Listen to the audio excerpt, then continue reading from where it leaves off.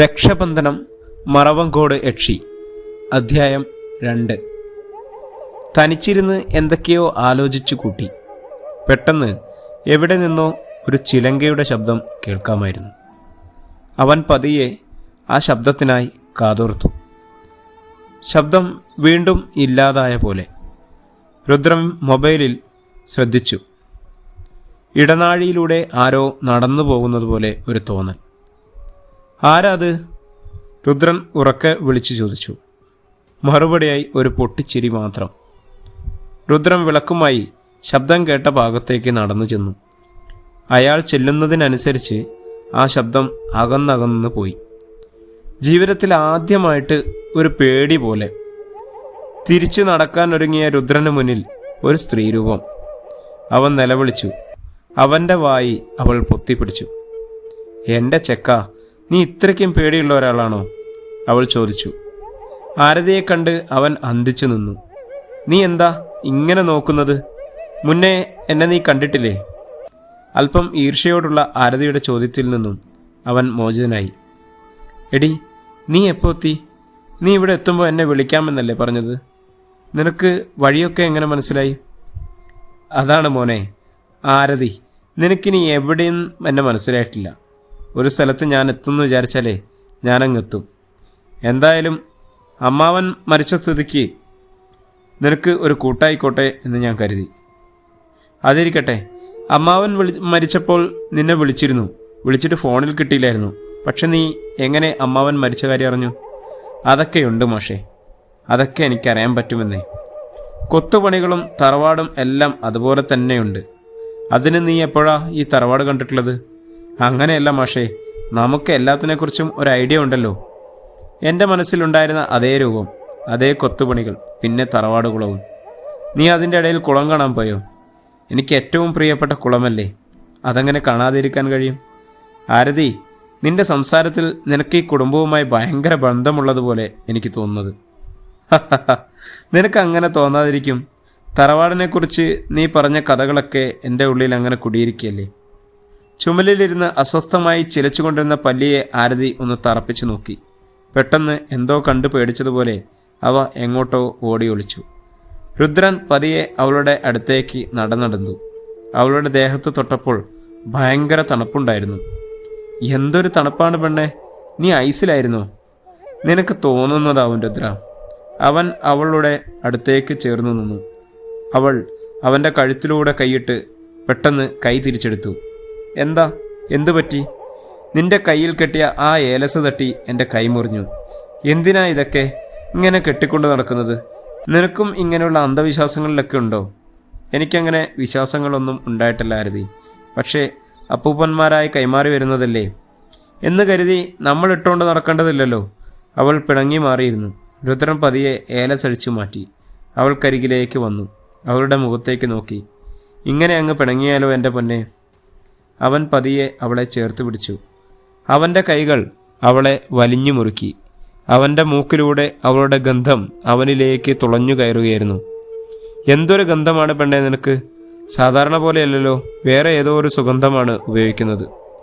അവൻ്റെ ചോദ്യങ്ങൾക്കെല്ലാം അവൾ കിരികിലാ ചിരിച്ചുകൊണ്ടിരുന്നു. അവൻ്റെ ചുണ്ടുകൾ അവളുടെ ശരീരങ്ങളിൽ അലഞ്ഞു തിരഞ്ഞു. മാനത്ത് വെള്ളിടി വെട്ടി. അവൾ ഒന്നുകൂടി അവനിലേക്ക് ചേർന്ന് നിൽക്കുകയാണുണ്ടായിരുന്നത്. തറവാടിൻ്റെ പുറത്ത് വെള്ളത്തുള്ളികൾ ഇറ്റുവീഴുന്നതിൻ്റെ ശബ്ദം മാത്രം കേൾക്കാമായിരുന്നു. അവളുടെ ശരീരത്തിലെ വസ്ത്രങ്ങൾ ഓരോന്നായി നൂലറ്റു വീഴുമ്പോൾ അവൻ ഒരു കിതപ്പിൽ ആയിരുന്നു. അവൻ്റെ തോളിലൂടെ നീണ്ടിരുന്ന പൂണൂൽ ഉടുക്കുകളിൽ പൊട്ടിമാറി. അവളുടെ നെറ്റിയിൽ സിന്ദൂര വിയർപ്പിൽ പടർന്നിറങ്ങി അവൻ്റെ നെറ്റിയിലേക്ക് പടർന്നു. അവളുടെ ചുണ്ടുകൾ ദാഹം അകലാത്ത നാഗത്തിനെ പോലെ അവനിൽ തിരഞ്ഞു നടന്നു. രോമാവൃതമല്ലാത്ത അവൻ്റെ നെഞ്ചിൽ സിന്ദൂരം ചാലിട്ടൊഴുകി. നഗ്നമായ അവരുടെ മേനികൾ പരസ്പരം ഹൃദയശ്വാസം പങ്കിട്ടെടുക്കുകയായിരുന്നു. കെട്ടിപ്പിണഞ്ഞ നാവുകൾ ആരാധ്യം ജയിക്കും എന്നോണം പരസ്പരം മത്സരിച്ചു. ഇരു കൈകളും കോർത്ത് അവർ ഇരുവരും സ്വപ്നവീഥികളിലൂടെയുള്ള യാത്രയായിരുന്നു. തീഷ്ണത മാറാത്ത ശരീരങ്ങൾ ഒടുവിൽ ഒരു കിതപ്പിലേക്ക് മാറിക്കൊണ്ടിരുന്നു. അവളുടെ കണ്ണുകളിലെ തിളക്കം മാറിക്കൊണ്ടിരുന്നു. ശ്വാസത്തിൻ്റെ ഗതിയും ശക്തിയും മാറി. അവളുടെ വായിൽ നിന്നും നീണ്ടുവന്ന പല്ലുകൾ അവൻ്റെ കഴുത്തിലെ രക്തക്കുഴലുകളിലേക്ക് ആഴ്ന്നിറങ്ങാനൊരുങ്ങി. ശരീരം അനങ്ങാൻ കഴിയാത്തതുപോലെ, എന്തോ ഒരു ഭാരം അവനിൽ അടിച്ചേൽപ്പിക്കുന്നത് പോലെ. അവൻ ഒരിറ്റു ശ്വാസത്തിനായി കൈകാലിട്ടടിച്ചു. അവളുടെ ശബ്ദം ഒരലർച്ചയായി പോലെ മാറിയിരുന്നു. അവളുടെ ബലത്തിനു മുന്നിൽ അവനൊന്നും ചെയ്യാൻ കഴിയുമായിരുന്നില്ല. ദൈവങ്ങളെയും അപ്പൂപ്പനപ്പൂപ്പന്മാരെയും മനസ്സിൽ അവൻ ഓർത്തുവെങ്കിലും ഒരു കാര്യവും ഉണ്ടായിരുന്നില്ല. ഇത് തൻ്റെ ആരതിയല്ലെന്ന് അവന് ഉറപ്പുണ്ടായിരുന്നു. അരികിലായി മാറ്റിവെച്ച ഏലസ് പെട്ടെന്ന് അവൻ കൈയെത്തിപ്പിടിച്ചു. പെട്ടെന്ന് ഒരലർച്ചയോടെ അവൾ പുറകിലേക്ക് തെറിച്ചു വീണു. അവളുടെ രൂപവും ഭാവവുമെല്ലാം മാറി പഴയ ആരതിയെപ്പോലെയായിരിക്കുന്നു. നീ എന്തിനാ ഇങ്ങനെ കിതക്കുന്നത് രുദ്ര? ആരതിയുടെ ചോദ്യത്തിനൊന്നും പറയാനാവാതെ അവൻ അവളെ തന്നെ തുറച്ചു നോക്കി. കയ്യിലെ ഏലസിൽ അവൻ ഒന്നുകൂടെ മുറുകെ പിടിച്ചു. ഒരിക്കൽ പോലും തനിക്ക് കൈമോശം വരാൻ പാടില്ലായിരുന്നു എന്ന് ഉറപ്പിച്ചു. നീ എന്തിനാ എപ്പോഴും ഇതിങ്ങനെ എടുത്ത് കയ്യിൽ വെച്ചിരിക്കുന്നത്? നിനക്ക് നാണമൊന്നുമില്ലേ? അവളുടെ ചോദ്യത്തിൽ അവൻ മറുപടിയൊന്നും പറഞ്ഞില്ല. എങ്കിലും ദേവീ മന്ത്രങ്ങൾ മനസ്സിൽ ജപിക്കുന്നുണ്ടായിരുന്നു. അവളുടെ മുഖം വല്ലാതെ അസ്വസ്ഥമാകുന്നത് പ്രകടമാകുന്നു. പതിയെ പതിയെ അവളുടെ കണ്ണുകൾ തുറിച്ച്, നാവുകൾ തുറിച്ച് പുറത്തേക്ക് നീട്ടി ഒന്ന് വിറച്ചു. ഒരു വലിയ വിറയലോടെ ആരതി നിലത്തേക്ക് പതിച്ചു.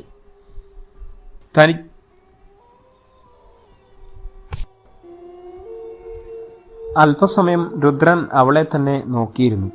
പേടിച്ചു വിറച്ചു പോയിരുന്ന അവൻ പതയെ അവളുടെ അടുത്തേക്ക് നടന്നു. ആരതി, അവൻ കുലുക്കി വിളിച്ചുവെങ്കിലും അവൾ അനങ്ങിയില്ല. ഇറയത്തെ കിണ്ടിയിൽ ഉണ്ടായിരുന്ന വെള്ളമെടുത്ത് അവളുടെ മുഖത്ത് തെളിച്ചു. അവൾ പതിയെ കണ്ണു തുറന്നു. അമ്പരപ്പോടെ അവൾ ചുറ്റും നോക്കി. അവൾ രുദ്രനെ അത്ഭുതത്തോടെ നോക്കി. അവളുടെ തലയ്ക്ക് പിന്നിൽ ഭയങ്കര വേദനയുണ്ടായിരുന്നു. എടാ, ഞാൻ വഴിയറിയാതെ ആകെ ചുറ്റിപ്പോയി. അപ്പോൾ ഭാഗ്യത്തിന് സാവിത്രിയെ കണ്ടു. അവരാണ് എന്നെ ഇവിടെ എത്തിച്ചത്. ഒരു ഞെട്ടലോടുകൂടിയാണ് രുദ്രൻ അവൾ പറഞ്ഞത് ശ്രവിച്ചത്. മറവങ്കോട് സാവിത്രി. ഈ തറവാടിൻ്റെ എല്ലാ കാര്യവും അവൾക്ക് വള്ളി പുള്ളി തെറ്റാതെ അറിയാം കേട്ടോ രുദ്ര.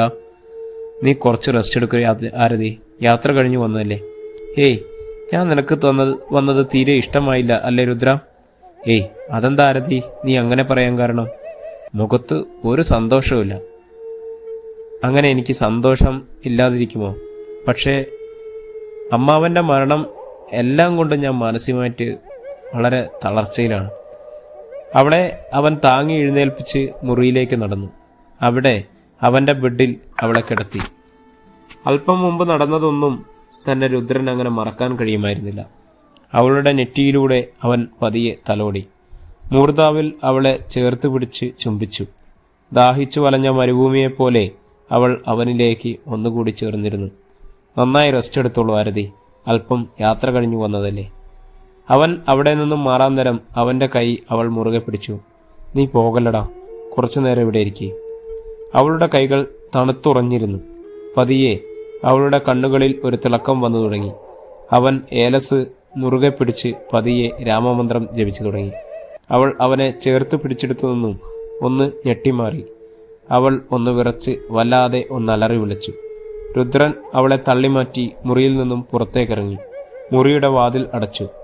മുറിയുടെ വാതിൽ തട്ടി ആരതി അലറി വിളിച്ചു കരഞ്ഞു തുടങ്ങി. പതിയെ പതിയെ അവളിൽ നിന്നും ശബ്ദം മാറിത്തുടങ്ങി. അവ യാചനയിൽ നിന്നും കൽപ്പനയിലേക്ക് മാറിത്തുടങ്ങി.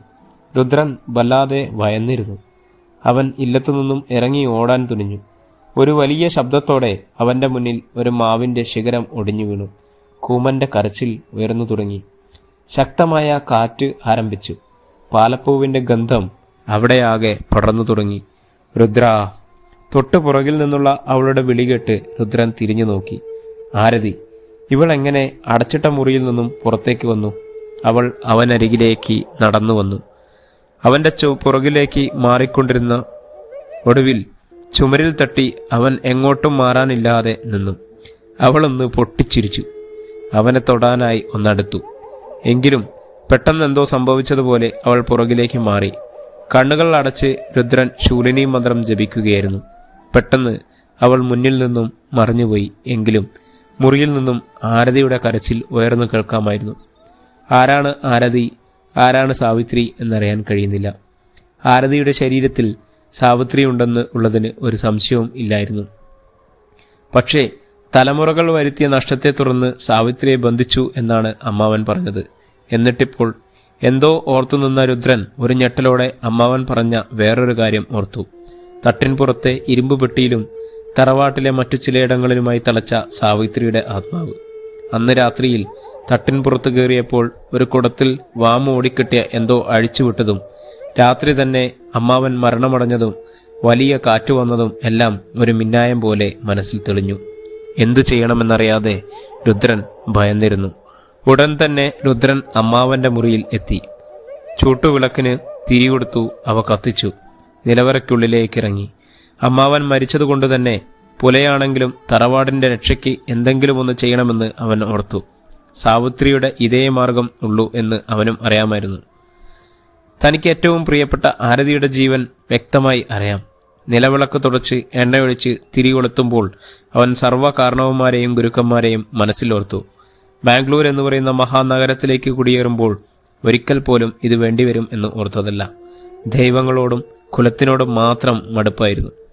ആരതിയുടെ ചൂടുകൂടെ മദ്യത്തിൻ്റെ ലഹരിയും ചേരുമ്പോൾ ജീവിതത്തിന് വല്ലാത്ത നിറമായിരുന്നു. ഇന്നിപ്പോൾ തനിക്ക് വേണ്ടപ്പെട്ടവളുടെ ജീവനും തൻ്റെ ജീവിതവും ഇല്ലത്തിനുള്ളിൽ കുടുങ്ങിക്കിടക്കുകയാണ്.